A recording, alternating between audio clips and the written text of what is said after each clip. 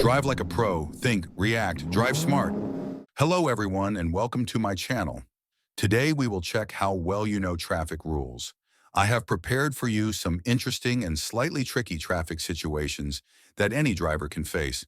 So get comfortable, like this video, and don't forget to subscribe to the channel. And at the end of the video, write in the comments how many right answers you got. Now let's look at the next situation. You are driving on a wet highway during heavy rain. The road is shiny and slippery, and visibility is reduced. Traffic is moving slowly, and you can see a line of vehicles ahead. A bus, a truck, and several cars traveling cautiously in the left lanes. Suddenly, the red car on the right side of the image begins to lose traction. The rear wheels slide out, the vehicle starts to rotate slightly, and the driver is clearly losing control. This is a classic example of a skid, a dangerous situation that can happen when driving too fast for the road conditions, braking sharply, accelerating too quickly, or turning abruptly on a slippery surface. When a car begins to skid, the correct reaction is extremely important. The wrong move can send the vehicle spinning across the lanes, but the right move can help you regain control smoothly and safely. So let's check whether you know what to do when your car begins to skid. Question: if you start to skid, you should Answer 1. Brake immediately and carefully steer opposite to the direction in which you want the car to go. Answer 2.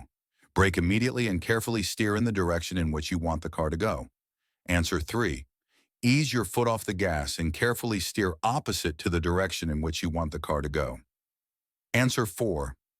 Ease your foot off the gas and carefully steer in the direction in which you want the car to go. Detailed explanation. Answer 4. Ease your foot off the gas and carefully steer in the direction in which you want the car to go. Correct. When your car begins to skid, the most important rule is to stay calm and avoid sudden movements. You should gently lift your foot off the gas pedal to allow the wheels to regain traction. Steer smoothly in the direction you want the front of the car to go. This is called steering into the skid. Avoid braking unless absolutely necessary, because braking can make the skid worse. This technique helps the tires reconnect with the road surface and allows the vehicle to stabilize. Why the other answers are incorrect. Answer 1. Brake immediately and steer opposite. Braking in a skid generally causes more loss of control. Steering opposite will worsen the spin. Answer 2. Brake immediately and steer in the direction you want to go.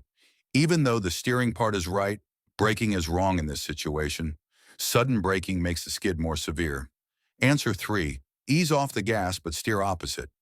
Easing off the gas is correct, but steering opposite works against the natural motion of the vehicle and increases the chance of spinning out. Summary: when your vehicle starts to skid, the safest and most effective technique is stop accelerating, do not brake, steer gently in the direction you want the car to go. This method helps your tires regain traction and allows you to regain control over the vehicle. Final answer: ease your foot off the gas and carefully steer in the direction in which you want the car to go. Now let's look at the next situation. You are driving on a quiet two-lane rural road surrounded by trees. The weather is clear, visibility is good, and the road is straight. Ahead of you is a large mail delivery truck moving at a slower speed. You decide to pass it. You check the oncoming lane where it's clear, and you move to the left to begin overtaking. As you drive alongside the truck, one thing becomes extremely important: understanding what the truck driver can and cannot see. Large commercial vehicles such as delivery trucks, semis, and buses have much larger blind spots than passenger cars. These blind spots can hide an entire vehicle, including yours, which makes passing them more dangerous if you're not aware of these zones. Let's analyze what you must watch out for when passing a truck. Question: when passing a truck or other large commercial motor vehicle, you must watch out for the truck's blind spots, the weight of the truck, the large mirrors of the truck, the length of the truck. Detailed explanation. Correct answer: the truck's blind spots. Large trucks have huge areas around them where the driver cannot see other vehicles, even if they are very close. These areas are called no zones. They include directly behind the truck, directly in front of the truck, close range, along both sides, especially the right side. When you pass a truck, You will be inside one of these blind spots for a few seconds. During that time, the truck driver may not know you are there. If the truck changes lanes or drifts slightly, a crash can happen instantly. That's why the biggest danger when passing a truck is not its weight or size, it's the fact that you may be invisible. Why the other answers are incorrect. The weight of the truck. Yes, trucks are heavy, but their weight is not what you watch out for while passing. It affects braking distance, not passing safety. The large mirrors, truck mirrors, are designed to reduce blind spots, not create hazards. The mirrors themselves are not a danger. The length of the truck. While long trucks take more time to pass, the question asks what you must watch out for. The primary safety concern is still the blind spots. Summary. When passing a large truck, always remember, stay out of its blind spots as much as possible. Pass quickly and safely. Don't linger beside the truck. Make sure you can see the truck's front in your rearview mirror before merging back in. The truck's blind spots are the greatest risk when overtaking.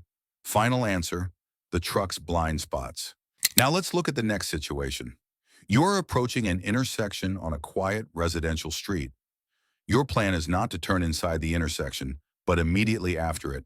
For example, into a driveway or small side road that is just beyond the crossing. This situation can confuse many new drivers because signaling too early might make others think you're turning at the intersection, not after it. On the other hand, signaling too late might not give enough warning. So the question is, when is the correct time to turn on your signal if your turn is just beyond the intersection? Question, if you plan to turn just beyond an intersection, when should you signal? Answer 1, when you are in the intersection. Answer 2, just before you pass through the intersection. Answer 3, not at all. Answer 4, just after you pass through the intersection. Detailed explanation? Answer 4, just after you pass through the intersection. Correct. If your turn point is immediately after the intersection, you should wait until you have completely passed through the intersection and only then activate your turn signal. Why is this important? If you signal before entering the intersection, other drivers may assume you're turning inside the intersection. This can cause confusion, unsafe reactions, or even accidents, especially with oncoming cars, pedestrians, or drivers behind you. By signaling just after you exit the intersection, you give clear, accurate information about your real intention. This is the safest and most legally correct option. Answer 1, when you are in the intersection. Incorrect. Signaling in the middle of an intersection does not give other drivers enough warning and may still confuse them. Answer 2, just before you pass through the intersection. Incorrect. Signaling early makes others believe you are turning at the intersection, not afterward. Answer 3, not at all. Incorrect. You must always use your signal for any turn, even small or quick ones. Summary. If you plan to turn right after an intersection, wait until you have fully crossed it, then switch on your turn signal. This avoids confusion and communicates your intentions clearly. Final answer. Just after you pass through the intersection. Now let's look at the next situation. You are driving down a 2-lane road on a calm, clear day. The traffic is light and everything seems normal. Suddenly, you hear a loud siren behind you. You check your rearview mirror and immediately see an emergency vehicle, an ambulance, approaching quickly with its red lights flashing. In moments like this, your reaction matters. Emergency vehicles often respond to life-threatening situations, and even a few seconds of delay can change the outcome.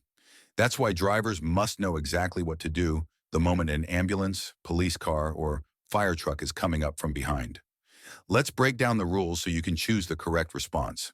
Question: if you are approached by an emergency or police vehicle sounding a siren or flashing red or blue lights, you must Answer 1, immediately pull over and stop. Answer 2, increase your speed and get out of the way. Answer 3, move into the left lane and stop. Answer 4, maintain a 400-foot distance from the emergency vehicle and stop. Detailed explanation. Correct answer, immediately pull over and stop. When an emergency vehicle approaches with lights and siren on, every driver must move as far to the right side of the road as possible and come to a complete stop, Remain stopped until the emergency vehicle has fully passed. This creates a clear, predictable path for the ambulance or police car, allowing them to travel quickly and safely. It also prevents dangerous situations where confused drivers block the lane or try to outrun the emergency vehicle. Pulling over and stopping is required by law in most states and is considered the safest action. Why the other options are incorrect. Increase your speed and get out of the way. Speeding up can confuse the emergency driver and may cause accidents. You must slow down, pull right, and stop. Never accelerate. Move into the left lane and stop. The left lane is usually used by the emergency vehicle. Blocking it can delay them and is extremely dangerous. Maintain a 400-foot distance and stop. This rule does not apply when the vehicle is approaching from behind with flashing lights. You must react immediately, not wait for a specific distance. Summary: when an emergency vehicle approaches with flashing red or blue lights and a siren, pull over to the right side of the road. Stop completely. Stay stopped until it safely passes. This ensures that emergency responders can reach their destination as quickly as possible without obstruction. Final answer: immediately pull over and stop. Subscribe and never miss traffic rules lessons.